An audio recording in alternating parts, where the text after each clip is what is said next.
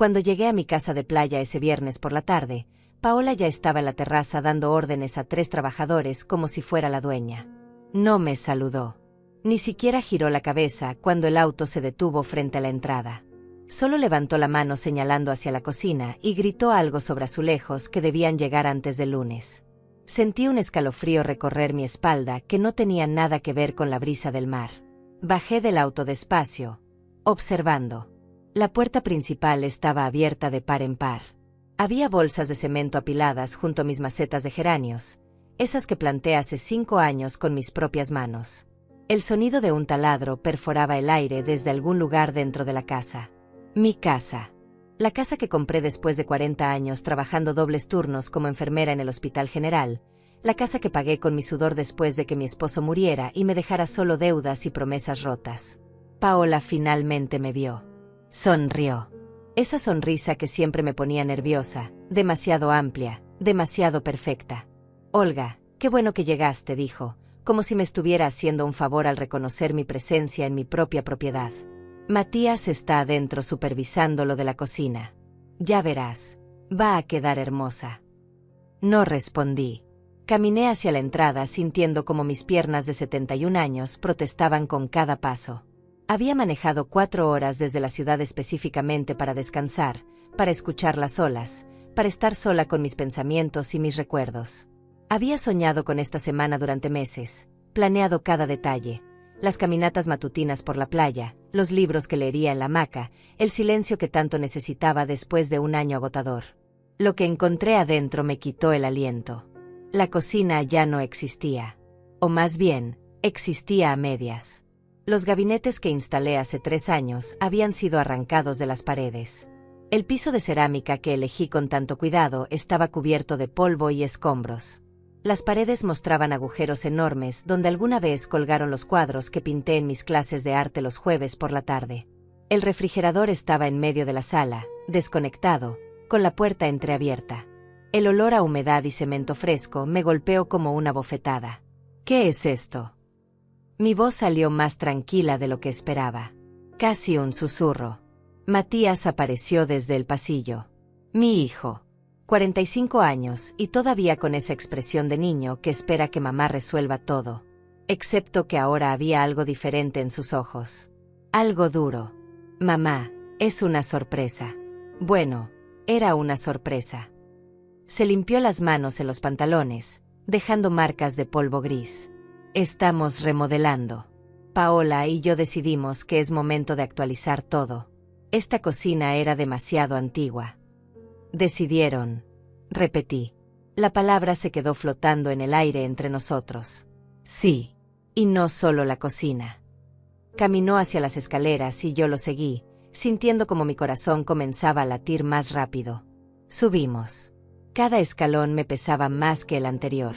Cuando llegamos al 2.º piso y abrió la puerta del cuarto principal, mi cuarto, tuve que sostenerme del marco para no caer. La cama ya no estaba. El armario que perteneció a mi abuela, esa reliquia de madera tallada que sobrevivió 3 generaciones, había sido movido quién sabe dónde. Las paredes estaban a medio pintar de un color verde menta que jamás habría elegido. Había herramientas por todas partes, cables colgando del techo, y un olor penetrante a pintura fresca que me mareó. ¿Dónde está mi cama? ¿Dónde están mis cosas? Las pusimos en el cuarto pequeño del fondo. Temporalmente. Matías ni siquiera me miraba. Estaba revisando algo en su teléfono, escribiendo un mensaje. Es que necesitamos este cuarto principal para algo importante. ¿Para qué? La pregunta salió con más fuerza de la que pretendía.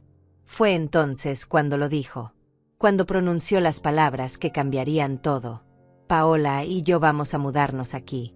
Permanentemente. Con Gloria, su mamá, y su papá. Ellos necesitan un lugar mejor, y esta casa es lo suficientemente grande. Estamos haciendo los cuartos más amplios, modernizando todo. Será perfecto para todos. Me quedé inmóvil, paralizada. Las palabras rebotaban en mi cabeza, pero no lograban formar sentido. ¿Mudarse? ¿Permanentemente? ¿Con los padres de Paola? Esta es mi casa, Matías. Lo sé, mamá. Pero también es patrimonio familiar. Ya es hora de que la compartas. Tú tienes tu departamento en la ciudad, no necesitas 2 propiedades. Nosotros sí. Paola está cansada del ruido urbano, y Gloria merece vivir sus últimos años frente al mar. Tiene 73, 2 años más que tú. ¿No crees que se lo merece? Había tanta lógica retorcida en sus palabras que por un momento casi me convenció. Casi. Hasta que vi la expresión de su rostro, esa mezcla de determinación y algo que se parecía peligrosamente a la indiferencia. No me estaba pidiendo permiso. Me estaba informando de una decisión ya tomada. No me consultaste. Porque sabía que dirías que no. Siempre dices que no cuando se trata de ayudar a la familia. Siempre has sido así, mamá. Egoísta con tus cosas. La palabra me atravesó como un cuchillo. Egoísta. Yo, que trabajé hasta que mis manos temblaban de cansancio. Yo, que pagué su universidad completa mientras él cambiaba de carrera 3 veces. Yo, que le presté dinero para el enganche de su auto hace 2 años y nunca me lo devolvió. Egoísta. Bajé las escaleras despacio. Cada paso era un esfuerzo consciente para no temblar, para no dejarme caer. Paola seguía afuera, ahora hablando por teléfono, riendo. La escuché decir algo sobre por fin tener el espacio que siempre quisimos y la vieja tendrá que acostumbrarse. Entré a lo que quedaba de la sala.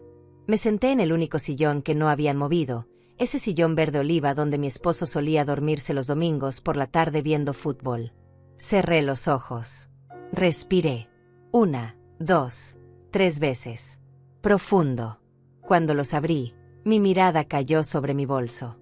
Sobre la carpeta beige que siempre llevaba conmigo, esa carpeta donde guardaba todos los documentos importantes. Escrituras. Testamentos. Contratos. Poderes legales. Todo perfectamente organizado y actualizado, porque después de 40 años en el sistema de salud aprendí que la vida puede cambiar en un segundo y más vale estar preparada. Saqué mi teléfono. Busqué un nombre en mis contactos. Rubén. Mi abogado desde hace 15 años. El hombre que me ayudó con todo el papeleo cuando compré esta casa, cuando actualicé mi testamento, cuando aseguré que cada propiedad estuviera únicamente a mi nombre después de descubrir las deudas que mi esposo ocultó durante años. Marqué. 3 tonos. 4. Olga, qué gusto escucharte. ¿Cómo estás? Rubén, necesito que vengas a la casa de playa mañana temprano. Muy temprano. Trae los documentos de la propiedad y los papeles del testamento. Todos. Hubo una pausa. Rubén me conocía bien. Sabía que si lo llamaba un viernes en la tarde pidiendo algo urgente, era porque la situación lo ameritaba. ¿Pasó algo? Sí, respondí, mirando hacia la terraza donde Paola seguía riendo, ajena a lo que estaba por venir. Pero ya no va a pasar más.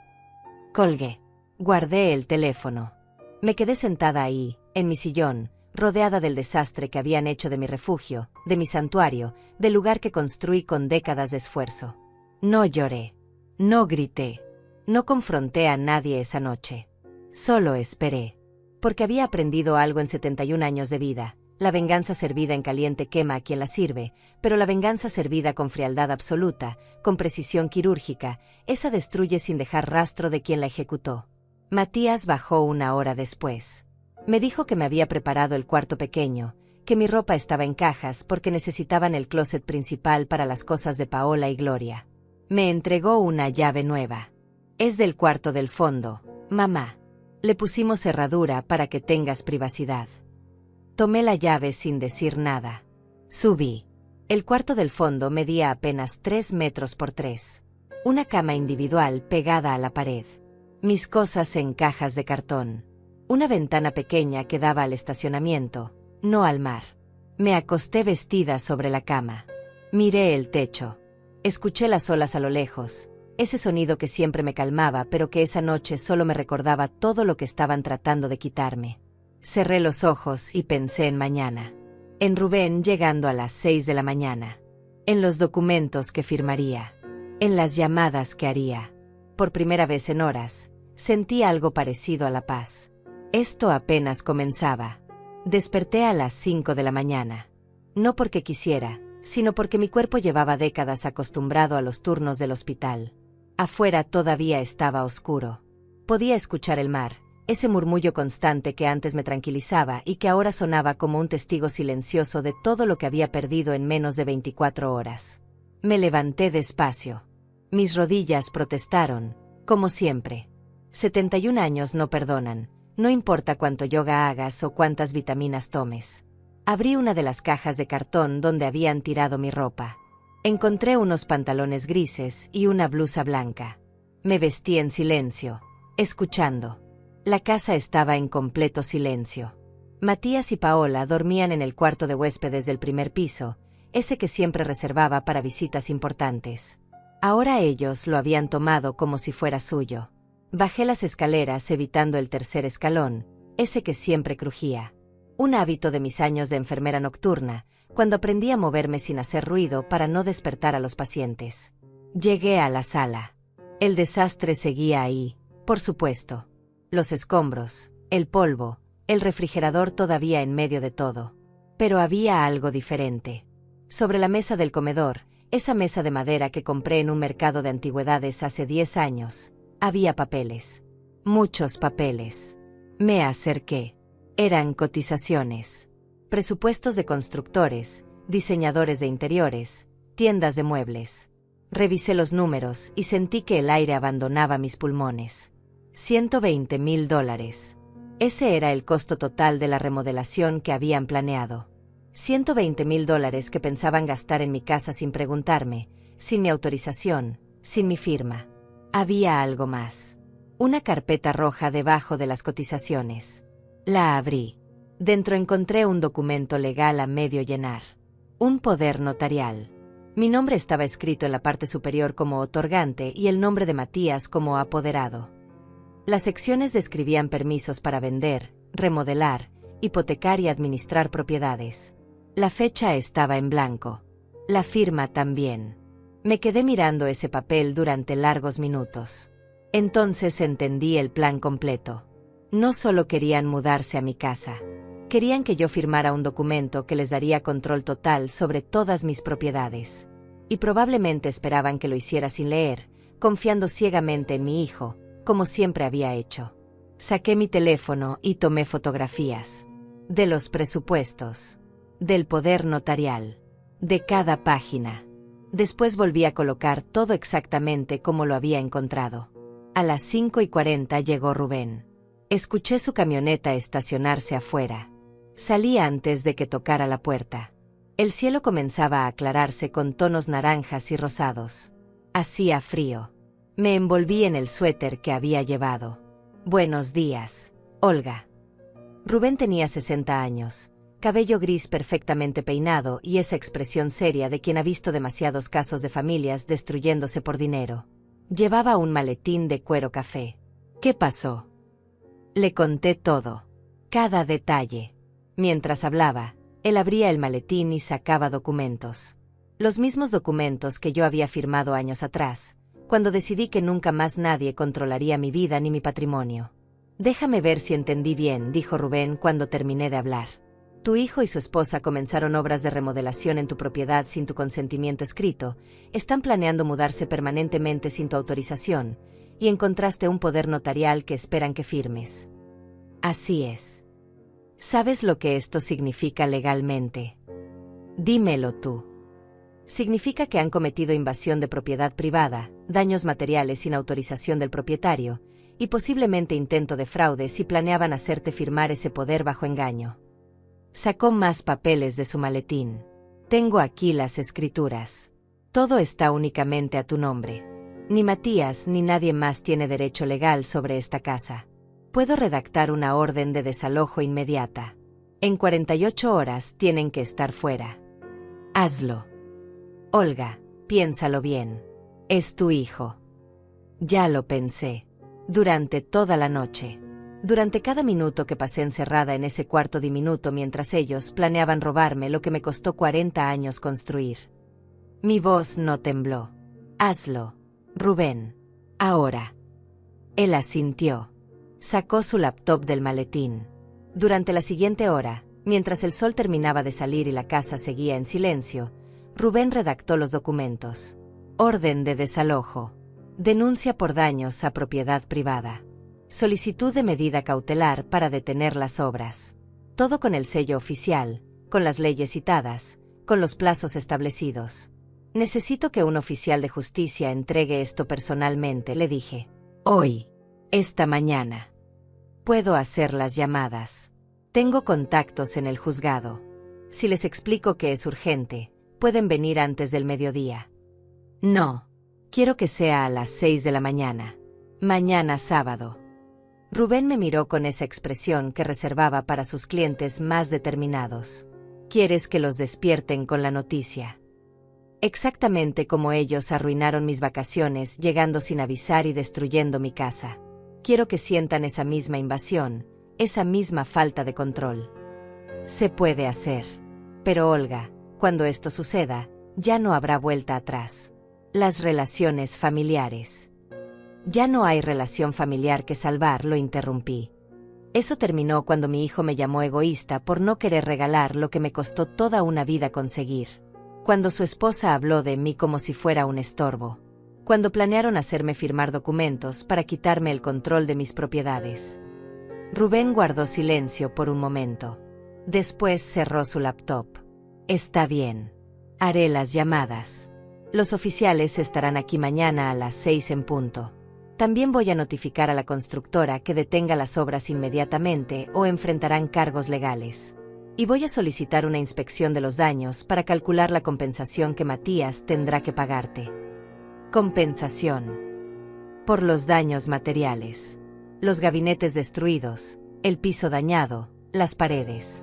Todo tiene un costo. Y legalmente, él es responsable de pagarlo. Algo se movió dentro de mí. No era alegría. No era satisfacción. Era simplemente la certeza de que estaba haciendo lo correcto. De que después de toda una vida poniéndome al final de la fila, después de años sacrificándome por otros, finalmente estaba eligiéndome a mí misma. Hazlo todo. Rubén se fue a las 7:30. Le pedí que usara la entrada lateral para que Matías y Paola no lo vieran. No quería que sospecharan nada todavía. Entré de nuevo a la casa. Subí al cuarto pequeño. Me senté en la cama y esperé. A las 8 escuché movimiento abajo. Pasos.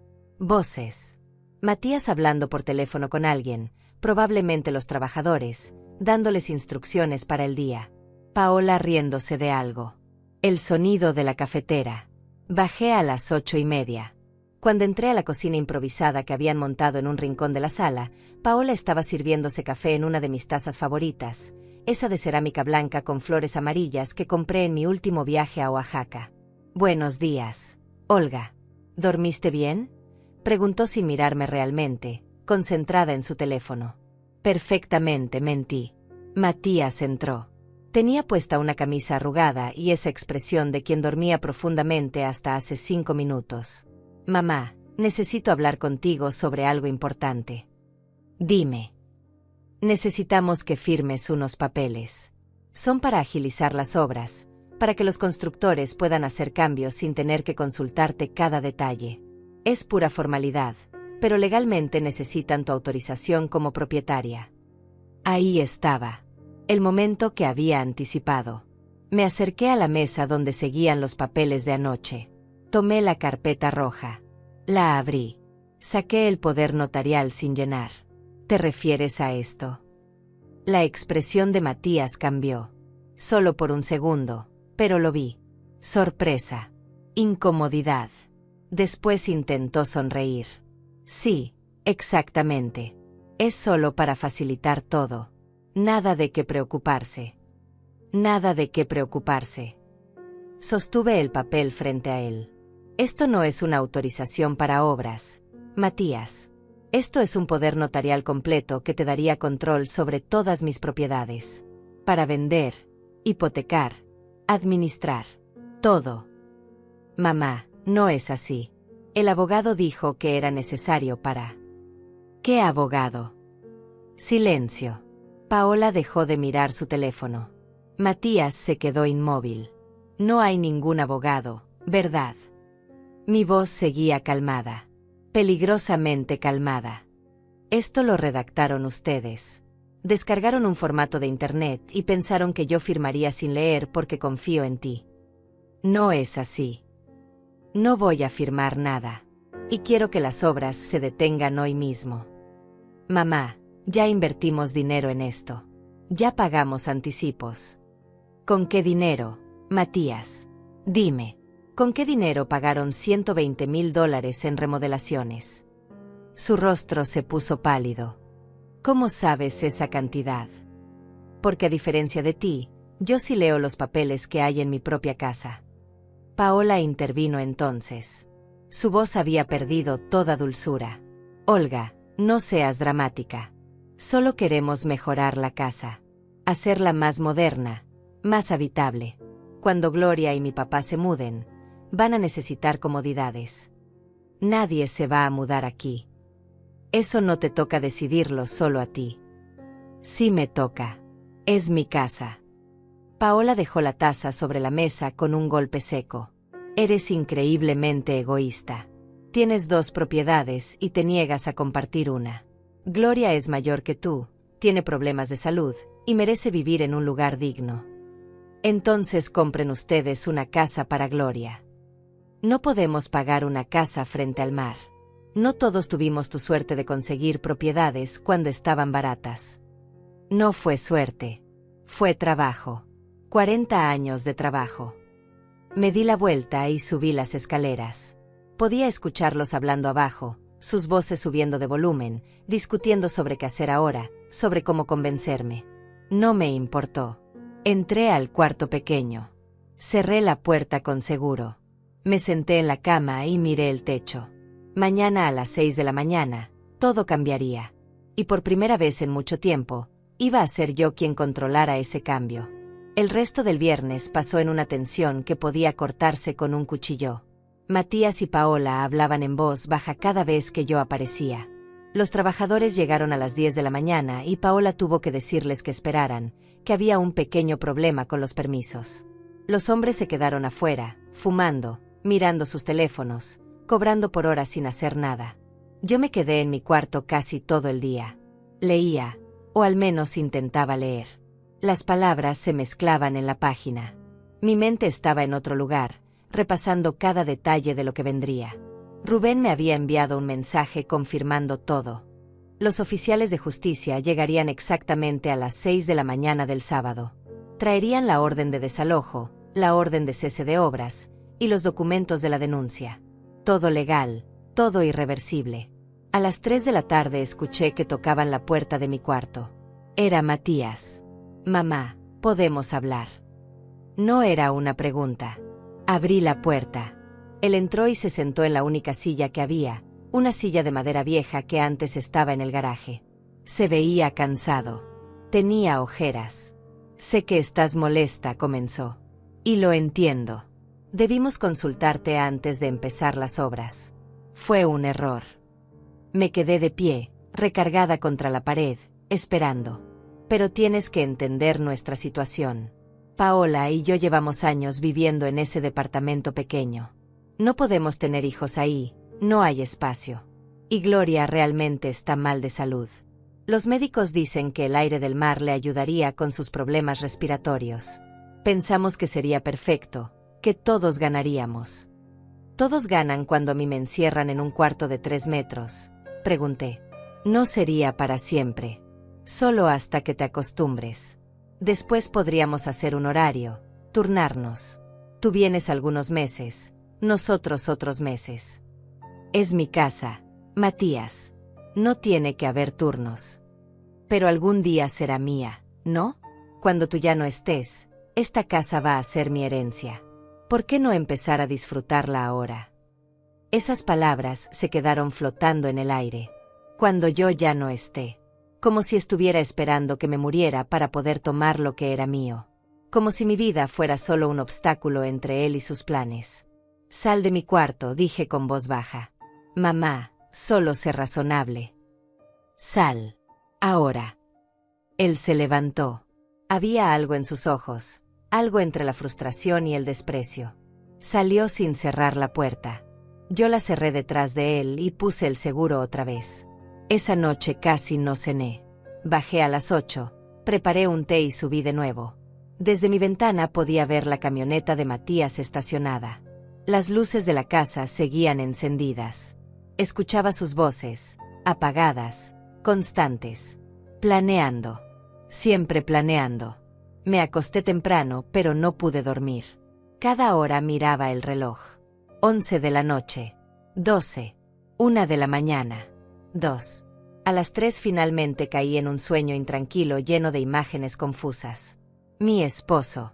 La casa cuando la compré por primera vez. Vacía y llena de posibilidades. Matías de niño, antes de convertirse en esto.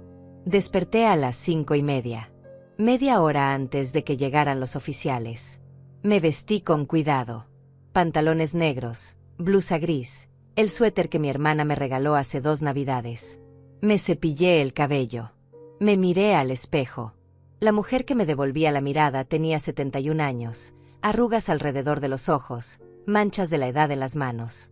Pero también tenía algo más. Determinación. Fuerza. Dignidad. Bajé las escaleras. La casa estaba oscura y silenciosa. Me preparé un café en la cafetera provisional que habían instalado. Me senté en el sillón verde oliva y esperé. A las 6 en punto exactas escuché los vehículos. 2 camionetas se estacionaron frente a la casa. Vi las luces por la ventana. 4 personas bajaron. 2 oficiales de justicia con uniformes y 2 testigos, como requería la ley. Llevaban carpetas, cámaras, tabletas electrónicas. Abrí la puerta antes de que tocaran. Buenos días. Los estaba esperando. El oficial mayor, un hombre de unos 50 años con bigote gris, asintió. «Usted es la señora Olga, propietaria de esta vivienda». «Sí». «Traemos documentos legales que deben ser entregados a los señores Matías y Paola. Se encuentran en la propiedad. Están durmiendo arriba. Necesitamos que los despierte, por favor. La notificación debe hacerse en persona». Subí las escaleras. Mi corazón latía rápido, pero mis pasos eran firmes. Llegué al cuarto de huéspedes donde dormían. Toqué la puerta. 1 vez. 2 veces. 3. ¿Qué pasa? La voz de Matías sonaba pastosa, dormida. Necesito que bajes. Hay personas que tienen que hablar contigo. ¿Qué? ¿Qué hora es? Las 6 de la mañana. Baja ahora. Escuché movimiento adentro. Murmullos. Paola preguntando qué pasaba.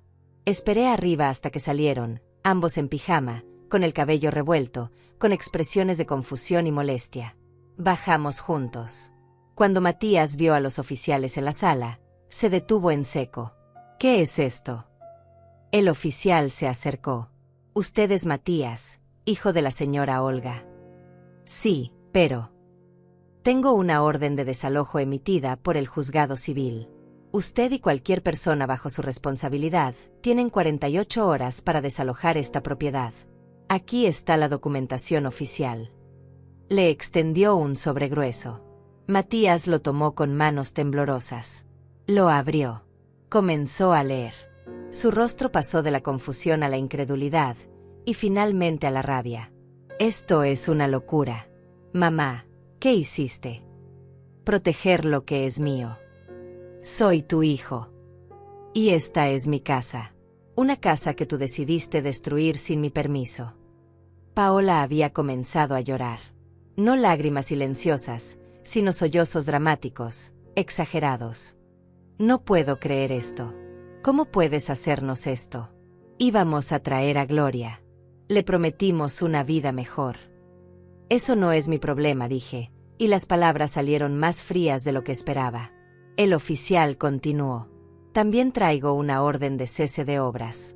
Cualquier remodelación, construcción o modificación debe detenerse inmediatamente. La señora Olga ha presentado una denuncia por daños a propiedad privada. Un inspector vendrá el lunes a evaluar los daños y determinar la compensación correspondiente».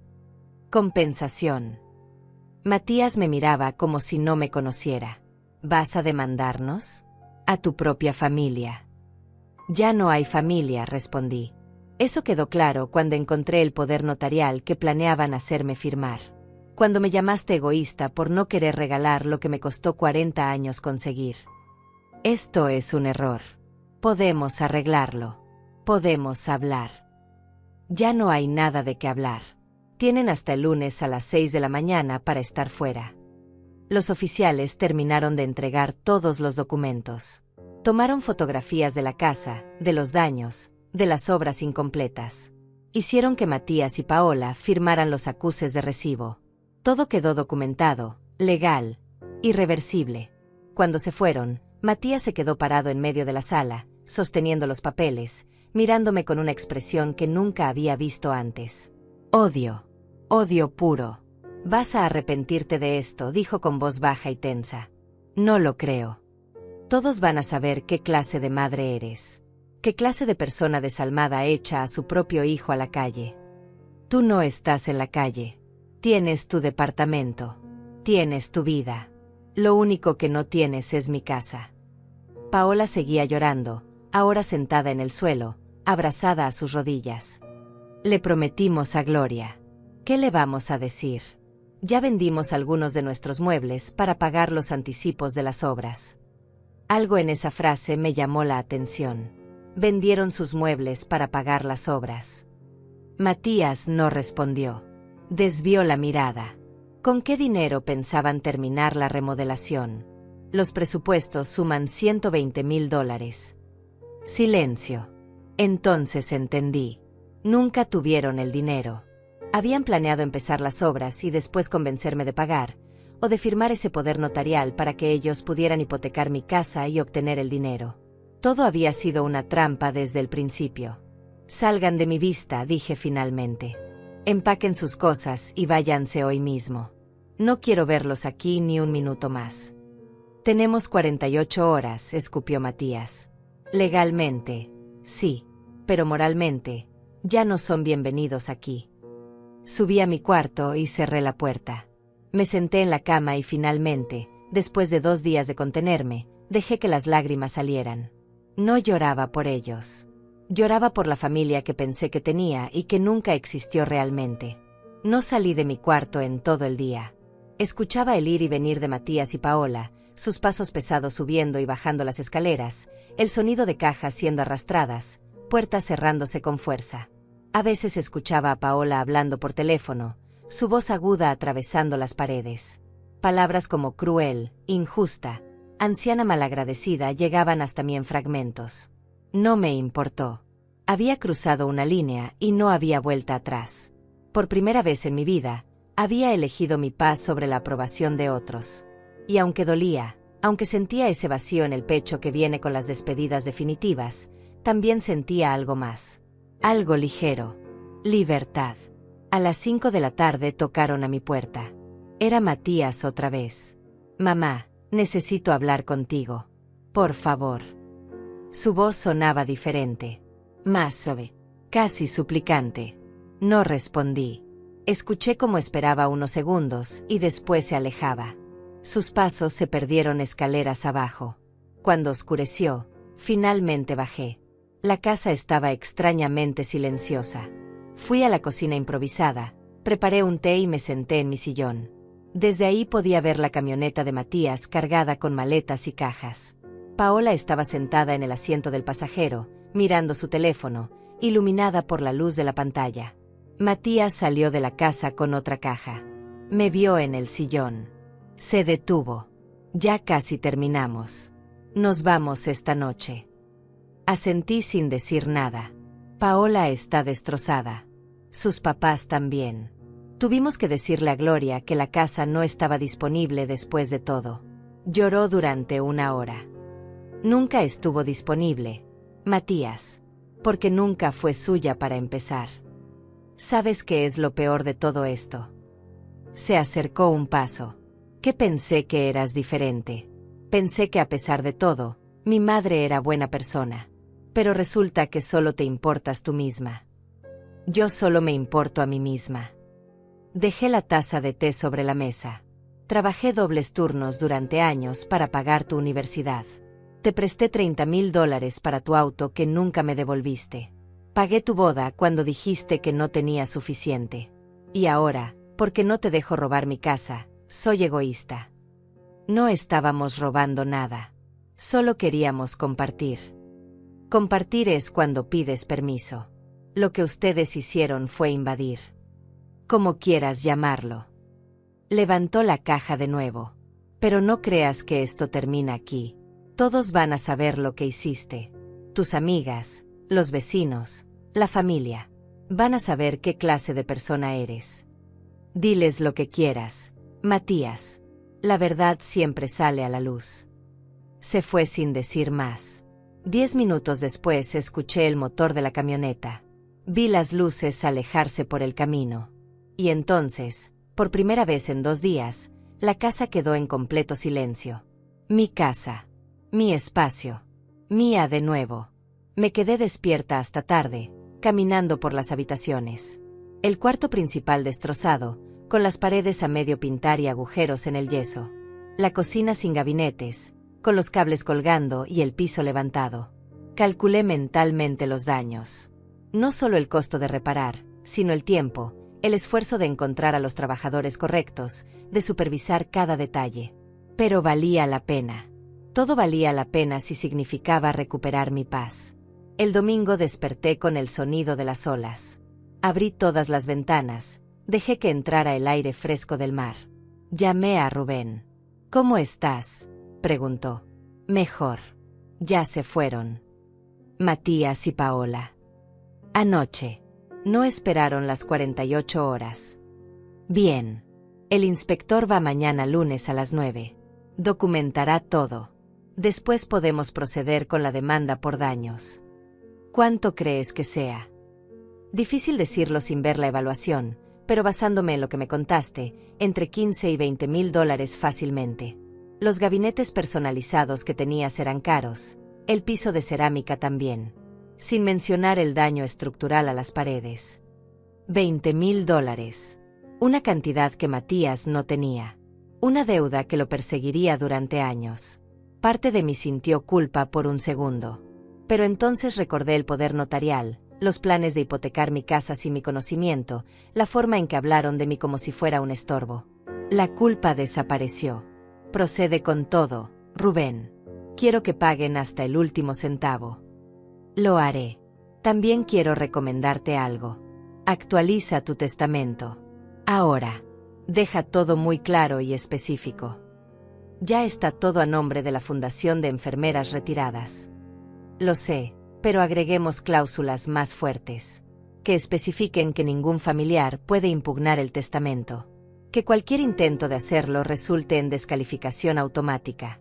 Hay formas legales de blindar tu voluntad. Hazlo. Todo lo que sea necesario. Colgué y salí a la terraza. El mar estaba tranquilo, brillando bajo el sol de la mañana. Por primera vez en días, me permití simplemente estar ahí, respirando, existiendo sin tensión. Mi teléfono sonó. Un número desconocido. Dudé, pero contesté. Olga. Era una voz de mujer, mayor, con acento similar al mío pero más áspero. ¿Quién habla? Soy Gloria, la mamá de Paola. Mi cuerpo se tensó inmediatamente. ¿Cómo conseguiste mi número? Eso no importa. Necesito hablar contigo de mujer a mujer, de madre a madre. No tenemos nada de qué hablar. Por favor, solo escúchame un minuto. Su voz sonaba cansada, débil. Sé lo que pasó. Sé que Matías y Paola cometieron errores. Pero yo no tuve nada que ver con eso. Yo solo soy una mujer enferma que soñaba con vivir sus últimos años cerca del mar. Lo siento por tu situación, pero eso no es mi responsabilidad. Tengo 73 años. Problemas del corazón. Asma. Los doctores dicen que el aire de la ciudad me está matando. Cuando Paola me dijo que habían conseguido una casa frente al mar, pensé que era un milagro. Vendí mis pocas cosas. Le dije a mis amigas que me mudaba. ¿Y ahora? Y ahora tienes que enfrentar que tu hija te mintió, que te prometió algo que nunca fue suyo para dar. Eres muy cruel. No, Gloria. Soy realista. Y estoy cansada de que la gente me pida sacrificarme por problemas que ellos mismos crearon.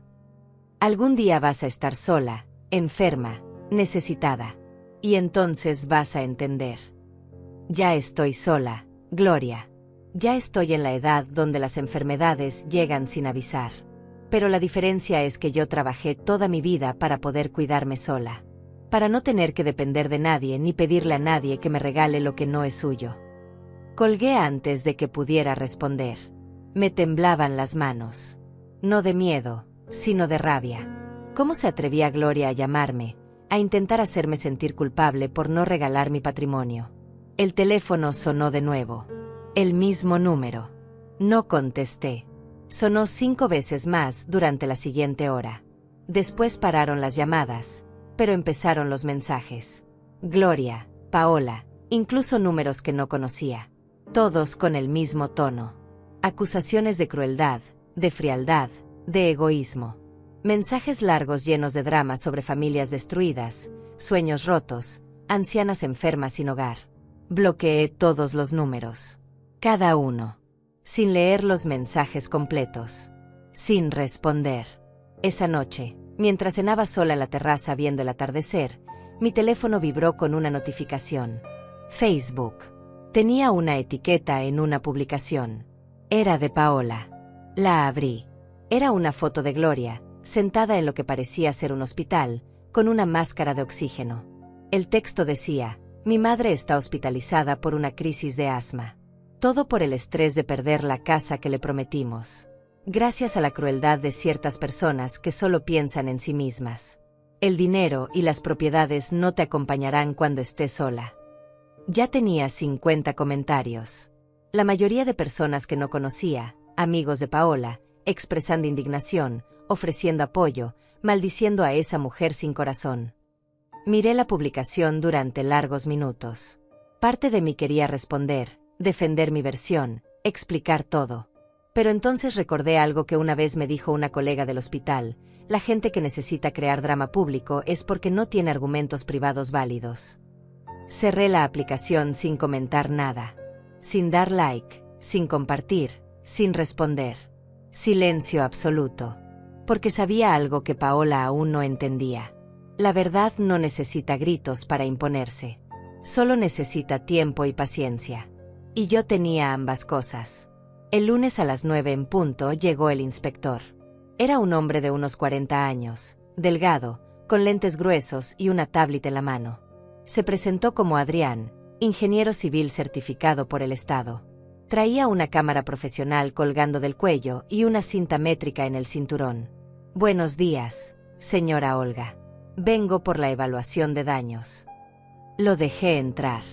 Lo observé mientras recorría cada habitación con meticulosidad casi obsesiva. Tomaba fotografías desde múltiples ángulos. Medía cada agujero en las paredes. Revisaba los cables eléctricos que habían quedado expuestos. Tomaba notas en su tablet sin parar. En la cocina se detuvo más tiempo. Pasó los dedos por los bordes donde habían arrancado los gabinetes. Inspeccionó las conexiones de agua y gas que quedaron al descubierto. Sacó un medidor de humedad y lo pasó por las paredes. Hay daño estructural aquí, dijo señalando una esquina. Cuando quitaron los gabinetes, dañaron la impermeabilización. Ya hay filtración de humedad. Esto va a requerir trabajo especializado. ¿Qué tan grave es? Si no se trata pronto, en 6 meses va a tener moho en toda esta pared. Y reparar moho es 3 veces más caro que prevenir la filtración. Siguió con el cuarto principal. Ahí el daño era aún más evidente. Las paredes no solo estaban pintadas a medias, sino que habían removido parte del yeso para modernizar según los planes de Matías. Ahora quedaban áreas donde se veía el ladrillo desnudo, vulnerable, poroso. ¿Tiene las facturas originales de los materiales que instaló?, preguntó Adrián. Sí, tengo todo archivado. Perfecto. Eso me ayudará a calcular el costo de reposición exacto. Pasamos 3 horas completas en la inspección. Cuando terminó, Adrián se sentó conmigo en la mesa del comedor y abrió un documento en su tablet. Voy a ser honesta con usted, señora Olga. El daño es considerable. No es solo cuestión de volver a instalar lo que quitaron. Hay daño estructural que necesita repararse primero. Filtración de humedad, conexiones eléctricas mal manipuladas, tuberías de gas expuestas que violan códigos de construcción. Dame un número. $32.000. Esa es mi estimación conservadora para reparar todo al estado original. Sentí como si me hubieran golpeado en el estómago. $32.000. Más del doble de lo que Rubén había estimado. ¿Estás seguro? Completamente. Y eso sin contar el costo de inspecciones adicionales que el municipio va a requerir ahora que hay daño estructural documentado. Podría subir a $35.000 fácilmente. Me recosté en la silla. $35.000. Matías jamás podría pagar eso. Trabajaba en ventas, ganaba bien pero vivía al límite, siempre gastando más de lo que tenía. Esto lo arruinaría financieramente durante años. Voy a enviar el reporte completo a su abogado hoy mismo, continuó Adrián. Con todas las fotografías, mediciones y el desglose de costos. Si va a proceder legalmente, esto es evidencia sólida. Después de que se fue, llamé a Rubén. $35.000, le dije cuando contestó. Hubo silencio del otro lado. Es mucho más de lo que pensábamos. Lo sé. Olga, necesito preguntarte algo importante. ¿Realmente quieres llegar hasta el final con esto? $35.000 es una cantidad que puede destruir económicamente a Matías.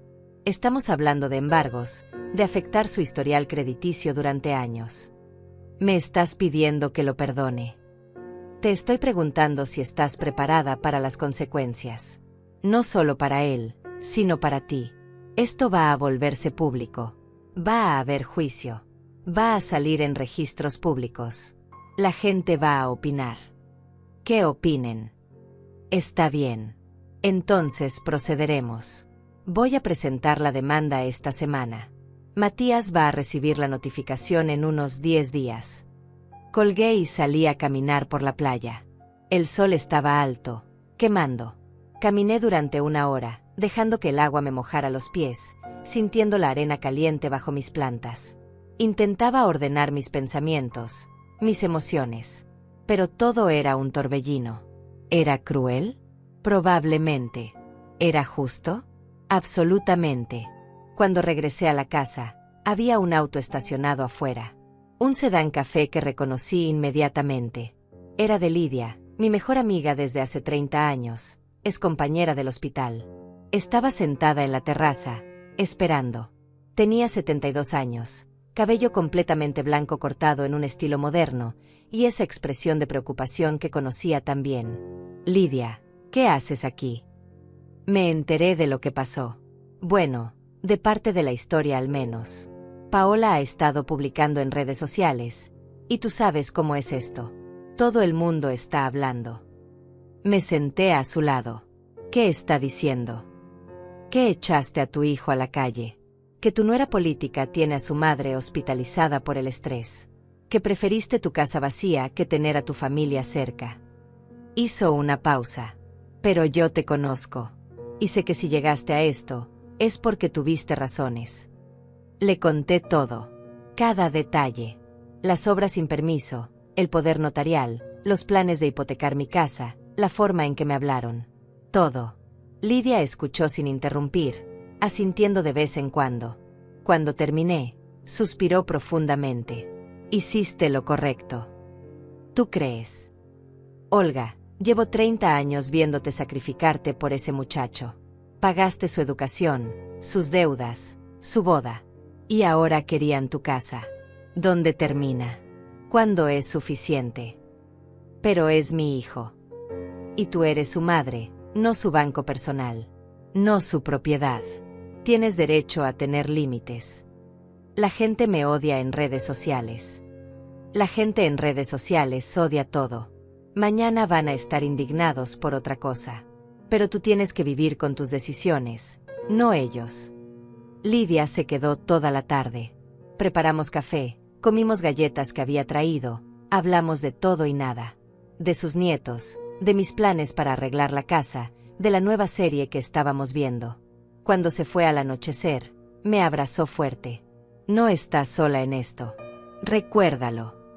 Esa noche revisé Facebook otra vez. La publicación de Paola ahora tenía 200 comentarios. Había crecido, Se había vuelto viral en los círculos locales.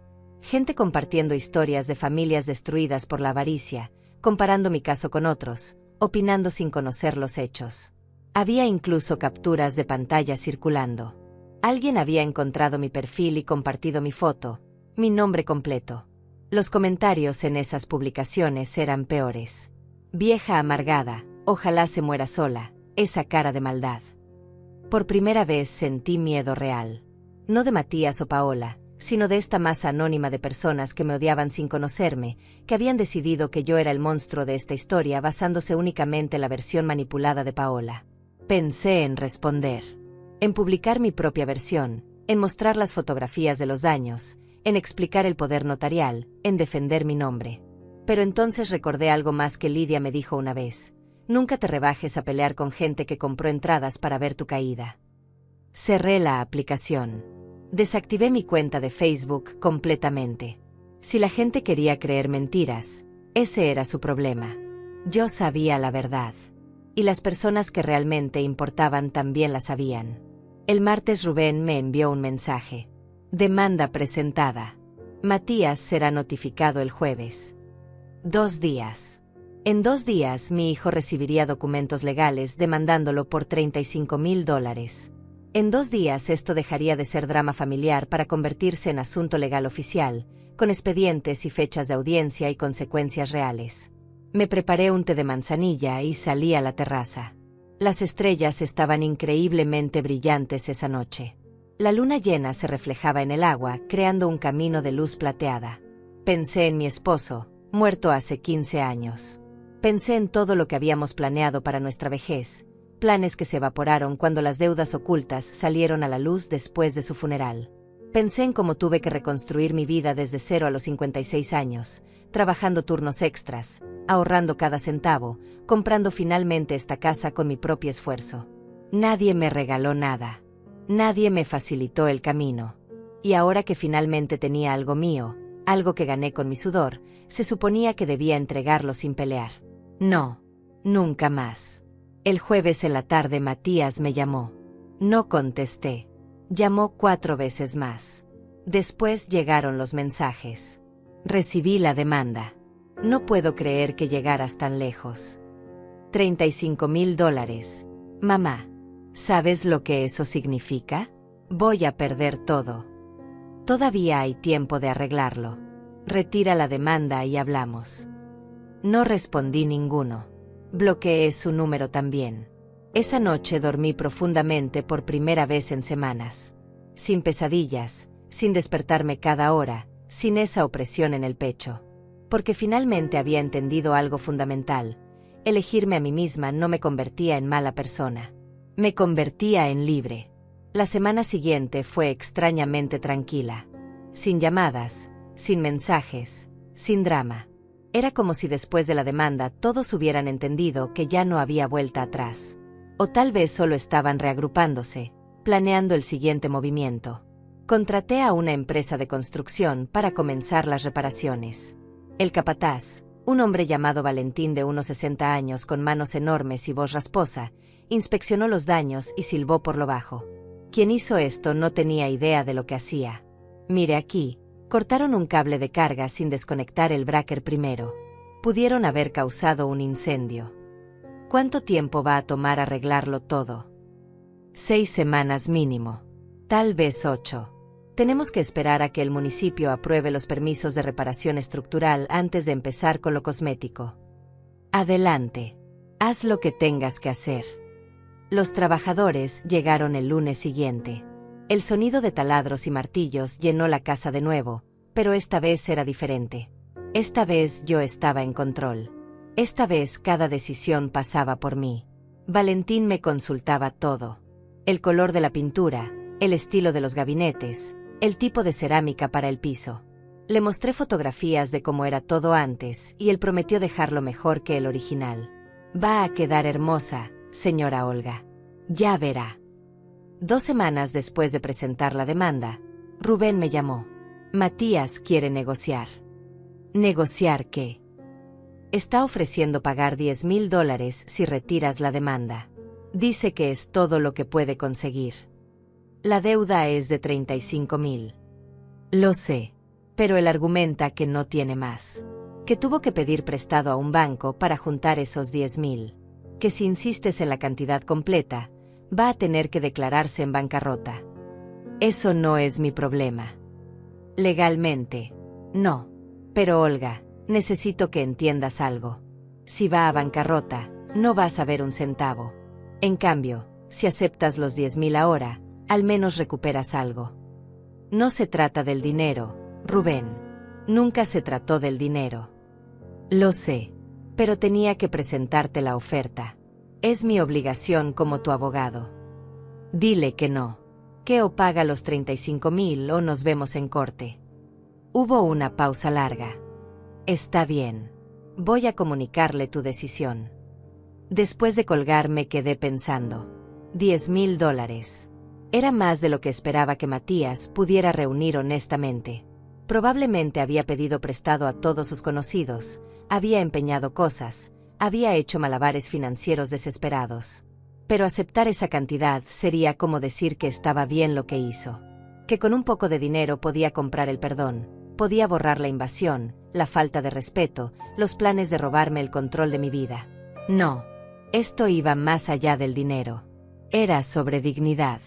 3 días después Lidia volvió a visitarme. Esta vez traía a Clara, otra amiga del hospital, una mujer menuda de 68 años con energía de alguien de 40. Vine a ver cómo van las reparaciones, dijo Clara inspeccionando la cocina. Se ve bien. Profesional. Valentín y su equipo son excelentes. Nos sentamos en la terraza con café. Clara miró el mar durante un largo momento antes de hablar. Sabes que tu historia llegó hasta el hospital. ¿Qué?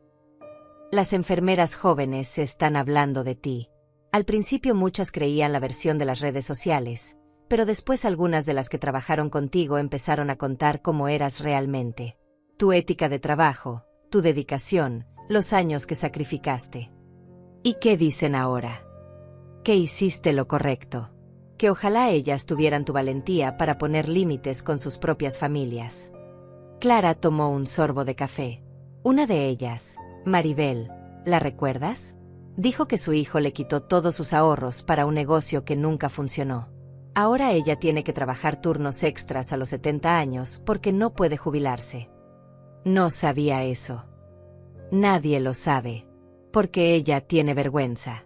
Pero tú no tienes por qué tener vergüenza, Olga. Lo que hiciste fue defenderte. Lidia agregó, y ya comenzó a cambiar la narrativa en redes sociales también. Alguien compartió capturas de pantalla de conversaciones donde Paola admitía que planeaban las obras sin tu permiso. No sé quién fue, pero se está volviendo viral. ¿Qué? Sí. Al parecer alguien cercano a ellos se hartó de las mentiras y filtró mensajes reales. Ahora la gente está empezando a cuestionar la versión de Paola. Esa noche busqué en línea, aunque había jurado no volver a revisar redes sociales. Las capturas de pantalla estaban por todas partes. Conversaciones de WhatsApp donde Paola le decía a una amiga, la vieja ni se va a enterar hasta que ya esté todo hecho. Para entonces no podrá hacer nada. Otro mensaje donde Matías escribía, mi mamá va a tener que aceptarlo. Total, algún día todo va a ser mío de todas formas. Los comentarios habían cambiado drásticamente. Ahora la gente se disculpaba por haberme juzgado. Otros criticaban a Paola por manipuladora. Algunos incluso compartían sus propias historias de familiares abusivos. Pero lo más impactante fue una publicación de Gloria, la madre de Paola. Un mensaje largo donde admitía que nunca estuvo hospitalizada realmente, que la foto era vieja de otra emergencia del año pasado. Que Paola la había convencido de usarla para generar lástima. Que ahora se arrepentía de haberse prestado a esa manipulación. No debí permitir que mi hija usara mi salud para atacar a otra mujer, escribió Gloria. Olga tenía todo el derecho de proteger su propiedad. Nosotros estábamos equivocados. Leí ese mensaje 3 veces. No sentí satisfacción. No sentí victoria. Solo sentí un cansancio profundo. Todo este circo, todo este drama público, todo este dolor, podría haberse evitado si desde el principio Matías hubiera tenido la decencia de preguntarme en lugar de decidir por mí. Al día siguiente recibí una llamada de un número desconocido. Esta vez contesté: señora Olga. Era una voz de mujer joven, profesional. Sí. Soy reportera del periódico local. Estamos haciendo un artículo sobre abuso familiar financiero y nos gustaría entrevistarla sobre su caso. No, gracias. Sería una oportunidad de contar su versión directamente.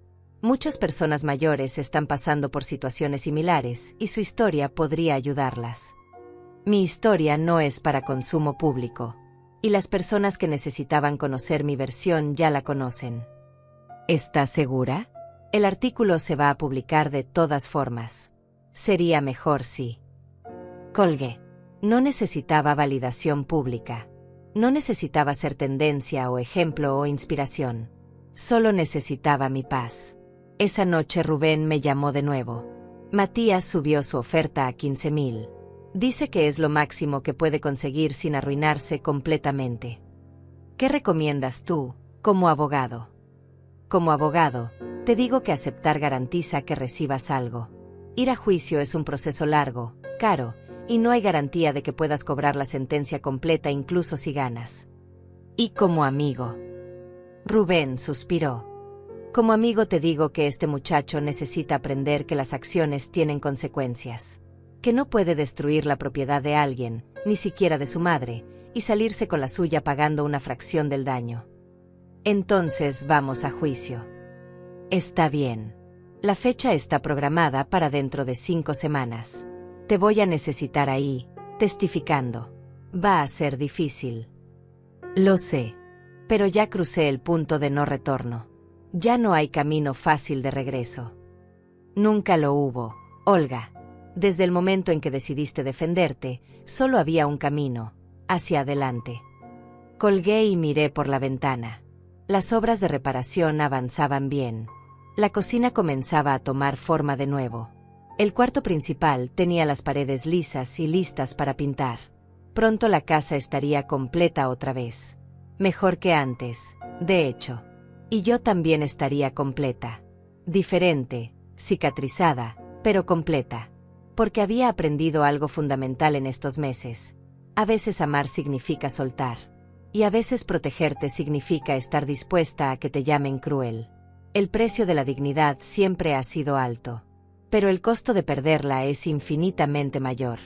Las 5 semanas hasta el juicio pasaron en una mezcla extraña de rutina y ansiedad. Las reparaciones avanzaban perfectamente.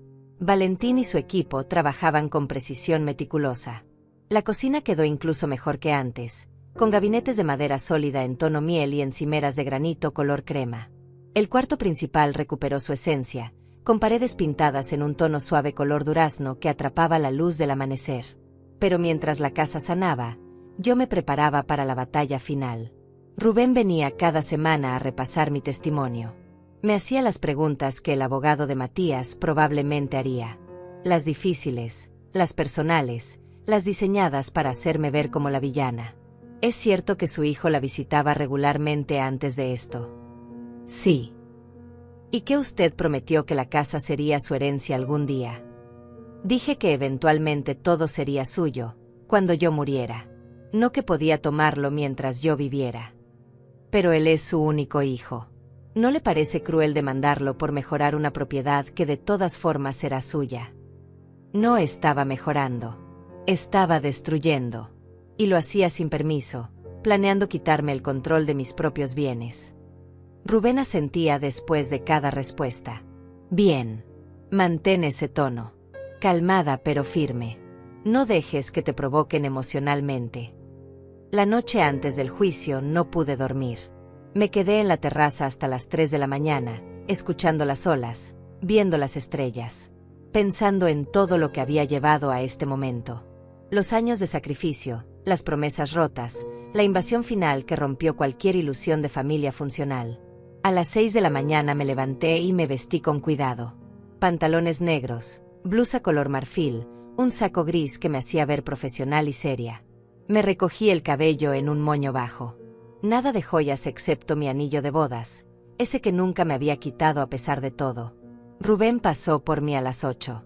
El juzgado quedaba a 2 horas de distancia. Durante el trayecto hablamos poco. Él revisaba documentos en su tablet. Yo miraba por la ventana, viendo pasar el paisaje, preparándome mentalmente. Llegamos a las 10. El juzgado era un edificio viejo de concreto, con pasillos que olían a humedad y papel antiguo. La sala de audiencias estaba en el segundo piso. Cuando entramos, Matías ya estaba ahí. Fue la primera vez que lo veía en casi 2 meses. Se veía diferente. Más delgado, con ojeras profundas, el cabello más gris de lo que recordaba. Estaba sentado con su abogado, un hombre joven de traje mal ajustado que revisaba papeles con expresión nerviosa. Nuestras miradas se cruzaron por un segundo. En sus ojos vi algo que me sorprendió. No era odio. Era tristeza. Tristeza profunda, como si finalmente entendiera que esto era real, que había perdido algo que nunca podría recuperar. Desvié la mirada primero. Me senté junto a Rubén en el lado opuesto de la sala. Paola no estaba. Rubén me había advertido que probablemente no vendría, que legalmente no estaba obligada ya que la demanda era solo contra Matías. Pero su ausencia decía mucho. Había dejado que mi hijo enfrentara solo las consecuencias de decisiones que tomaron juntos. El juez entró a las 10:30. Era una mujer de unos 50 años, con cabello corto y una expresión que no revelaba nada. Se sentó, revisó los documentos y comenzó.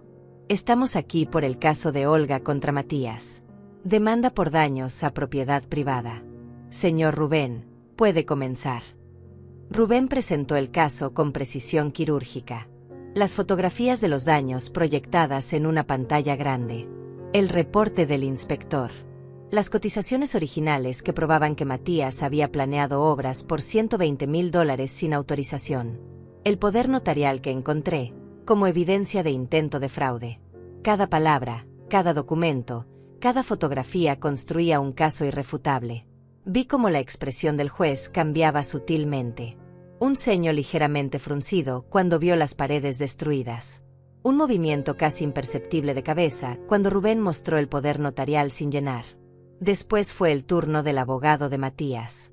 Un chico que no tendría más de 30 años, claramente fuera de su liga, intentando argumentar que las intenciones de su cliente eran buenas, que solo quería mejorar la propiedad familiar, que el malentendido se salió de control. Mi cliente actuó pensando en el bienestar de toda la familia, incluyendo su madre, dijo con voz que intentaba sonar convincente. Las mejoras planeadas aumentarían el valor de la propiedad significativamente. El juez lo interrumpió. ¿Tenía su cliente autorización escrita de la propietaria para realizar dichas mejoras? No, su señoría, pero... Consultó con la propietaria antes de comenzar las obras. Las circunstancias familiares son complejas. Responda la pregunta. ¿Sí o no? No, su señoría. Continúe. El joven abogado intentó cambiar el enfoque, hablar de relaciones familiares rotas, de malentendidos generacionales, de cómo una madre estaba destruyendo a su hijo por orgullo. Pero cada argumento sonaba más desesperado que el anterior. Entonces llegó mi turno de testificar. Me acerqué al estrado. Coloqué mi mano sobre la Biblia y juré decir la verdad. Me senté. Respiré profundo. Miré al juez, evitando los ojos de Matías. Rubén me hizo las preguntas que habíamos practicado. Conté la historia completa. Cómo compré la casa, cuánto me costó, qué significaba para mí. Cómo llegué y encontré las obras sin autorización. La conversación con Matías, donde me informó que se mudarían permanentemente. El poder notarial que planeaban hacerme firmar. Mi voz no tembló. No lloré. Presenté los hechos con la misma claridad profesional que usaba en el hospital cuando reportaba el estado de un paciente crítico. Después fue el turno del abogado de Matías de interrogarme. Señora Olga, ¿es cierto que su hijo la visitaba con frecuencia antes de este incidente? Sí, cada 2 o 3 meses. ¿Y que ustedes tenían una buena relación? Pensé que sí. Ahora veo que estaba equivocada. ¿No le parece que está siendo muy dura con su único hijo? ¿Que $35,000 es una cantidad que puede arruinarlo? Me parece que $35,000 es lo que cuesta reparar el daño que él causó. Yo no elegí esa cantidad. La eligieron sus acciones. Pero es su hijo. Y esta es mi casa. Una casa que compré con 40 años de trabajo. Él es mi hijo, pero eso no le da derecho a tomar lo que no es suyo. ¿Alguna vez consideró simplemente perdonarlo? Dejarlo ir sin consecuencias. Consideré muchas cosas. Pero después recordé que pasar años enseñándole que las acciones no tienen consecuencias es exactamente lo que nos trajo aquí. Vi cómo Matías bajaba la cabeza. Sus hombros se sacudieron ligeramente. Estaba llorando en silencio. Parte de mí, esa parte maternal que nunca muere completamente, quiso levantarse y abrazarlo. Decirle que todo estaría bien. Que lo perdonaba. Que retiraría la demanda. Pero no lo hice. Porque amarlo significaba también dejar que enfrentara las consecuencias de sus decisiones. Significaba no rescatarlo una vez más. Significaba permitir que creciera, aunque el crecimiento doliera. El interrogatorio continuó durante 20 minutos más, pero yo respondí cada pregunta con la misma calma. El abogado finalmente se rindió y me permitió bajar del estrado. Rubén presentó sus argumentos finales. El abogado de Matías hizo lo mismo, con menos convicción que al principio. El juez se tomó 15 minutos para revisar todo. El silencio en la sala era absoluto. Solo se escuchaba el zumbido del aire acondicionado y el ocasional movimiento de papeles. Finalmente habló. He revisado toda la evidencia presentada. Los daños a la propiedad están documentados extensamente. No hay autorización escrita para las obras realizadas. El intento de obtener poder notarial bajo circunstancias cuestionables es particularmente preocupante. Hizo una pausa. Miró a Matías directamente. Señor Matías, independientemente de sus intenciones, usted causó daños significativos a una propiedad que no le pertenece.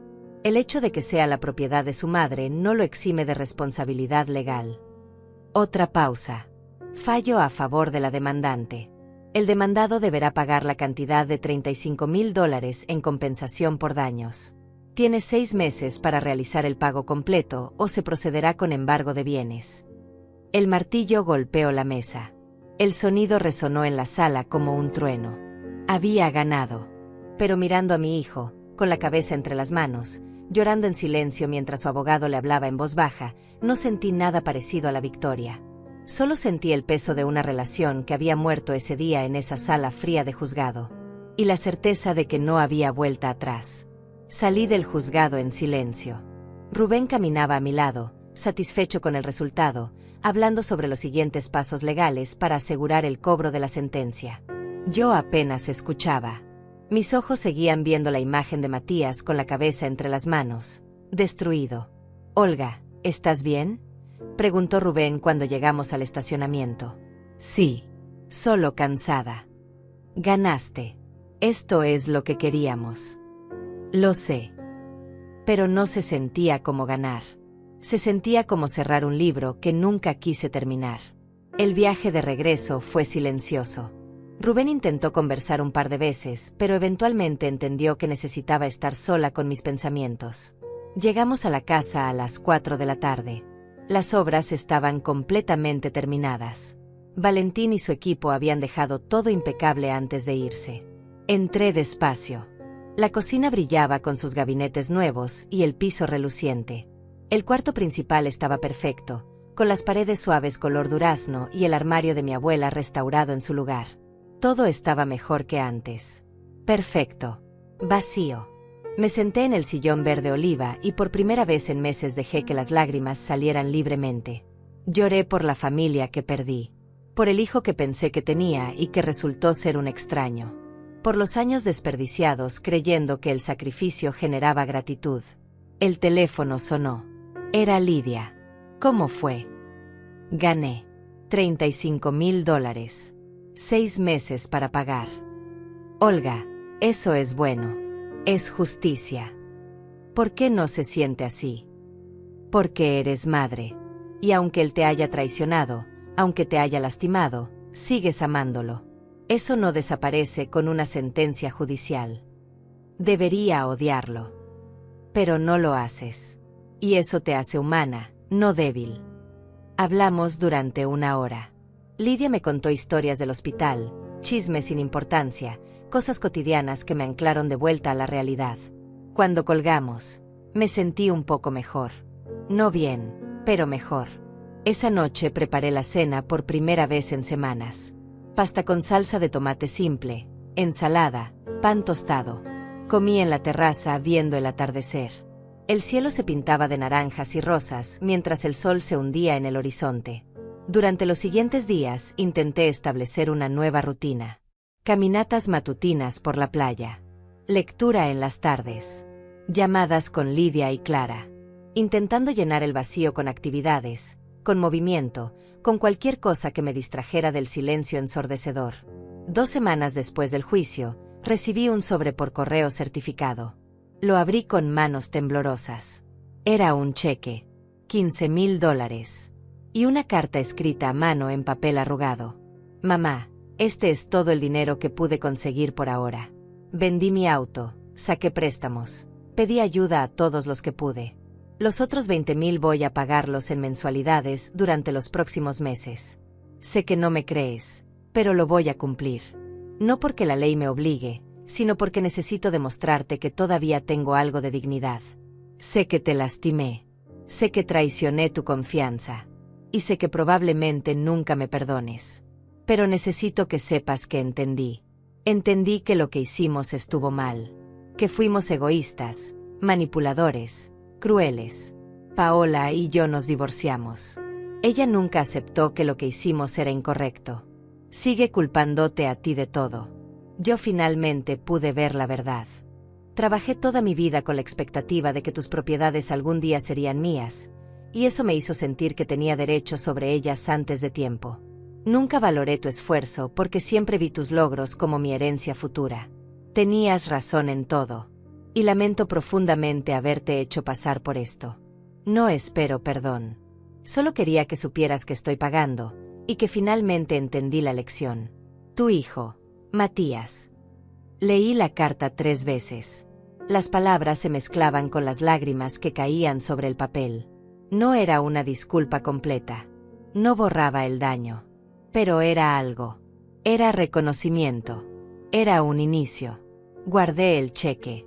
Guardé la carta. Y por primera vez consideré la posibilidad de que tal vez, en algún futuro lejano, podría haber algo parecido al perdón. Pero no ahora. Todavía no. Las semanas siguientes Matías cumplió su palabra. Cada mes llegaba un cheque. $1,000, a veces 1,500 cuando podía más. Nunca con cartas, solo con el dinero y una nota breve. Mes 1, mes 2, mes 3. Yo depositaba cada cheque y guardaba las notas en una caja. No respondía. No llamaba. Simplemente recibía y esperaba. La historia eventualmente dejó de circular en redes sociales. Otras controversias, otros dramas ocuparon su lugar. La gente olvidó. Como siempre olvidan. Pero las personas cercanas no olvidaron. Lidia y Clara seguían visitándome regularmente. Otras excompañeras del hospital comenzaron a venir también. La casa de playa se convirtió en un lugar de reunión para mujeres de mi generación, todas con historias similares de familias complicadas, de límites violados, de tener que elegir entre ser amadas o ser respetadas. Compartíamos café, historias, risas. Y en esas reuniones encontré algo que no esperaba. Una nueva familia. Una elegida, no impuesta por sangre. 6 meses después del juicio, la deuda estaba pagada. Matías había cumplido hasta el último centavo. El último cheque vino con una nota más larga. Mamá, hoy termino de pagar lo que te debía. Sé que el dinero no repara el daño emocional, pero era lo único tangible que podía hacer. He estado en terapia estos meses, trabajando en entender por qué actué así, por qué me sentí con derecho sobre tu vida. Estoy mejor. Diferente. No te pido que me creas, solo que algún día, si quieres, me des la oportunidad de demostrártelo. Voy a respetar tu espacio. No voy a llamar ni visitar a menos que tú lo pidas. Pero quiero que sepas que entendí. Finalmente entendí que ser tu hijo no me daba derecho sobre tu vida. Te quiero, mamá. Aunque ya no tenga derecho a decirlo. Matías. Guardé la carta con las demás. La caja ahora estaba llena de notas, cheques cobrados, evidencia de una deuda pagada. Esa noche salí a la terraza con una copa de vino. El mar estaba tranquilo, reflejando la luna llena como un espejo líquido. Pensé en todo el camino recorrido. El dolor, la traición, la batalla legal, la soledad. Y me di cuenta de algo fundamental. Había sobrevivido. Más que eso, había prevalecido. No porque hubiera ganado dinero o una sentencia judicial, sino porque había mantenido mi dignidad intacta. Porque había elegido respetarme a mí misma incluso cuando eso significaba perder a las personas que amaba. La casa ya no se sentía vacía. Se sentía mía. Completamente, absolutamente mía. Cada rincón, cada pared, cada ventana. Pagada con mi esfuerzo, defendida con mi valentía, habitada con mi paz. Y eso, finalmente, era suficiente. Un año después del juicio, todo había cambiado y nada había cambiado al mismo tiempo. La casa estaba perfecta, restaurada, llena de luz. Yo seguía allí, viviendo mi vida con una tranquilidad que no había conocido en décadas. Había actualizado mi testamento como Rubén sugirió. Todo iría a la Fundación de Enfermeras Retiradas, con cláusulas blindadas que impedían cualquier impugnación familiar. La casa, el departamento de la ciudad, mis ahorros. Todo destinado a ayudar a mujeres que dedicaron su vida a cuidar a otros y que merecían dignidad en su vejez. Matías lo supo. No por mí, sino porque los documentos legales requerían notificar a herederos potenciales de los cambios. Nunca comentó nada al respecto. Nunca pidió explicaciones. Simplemente aceptó las consecuencias de sus decisiones. Seguíamos sin hablarnos. Él respetaba el espacio que le pedí. Yo respetaba su proceso de cambio desde la distancia. No era perdón todavía, pero tampoco era el odio que alguna vez temí sentir. Era simplemente aceptación. Aceptación de que algunas relaciones no sobreviven ciertas traiciones, y que eso está bien. Una tarde de octubre, casi 14 meses después de todo, estaba en la terraza leyendo cuando escuché un auto estacionarse. Levanté la vista esperando ver a Lidia o Clara. En cambio, vi la figura de Matías bajando de un auto pequeño que no reconocí. Se veía diferente. Más delgado, con el cabello completamente gris ahora, pero con algo en su postura que no había visto antes. Humildad. Se acercó despacio, como quien se aproxima a un animal herido, con cuidado de no asustar. Mamá dijo cuando llegó al pie de la terraza.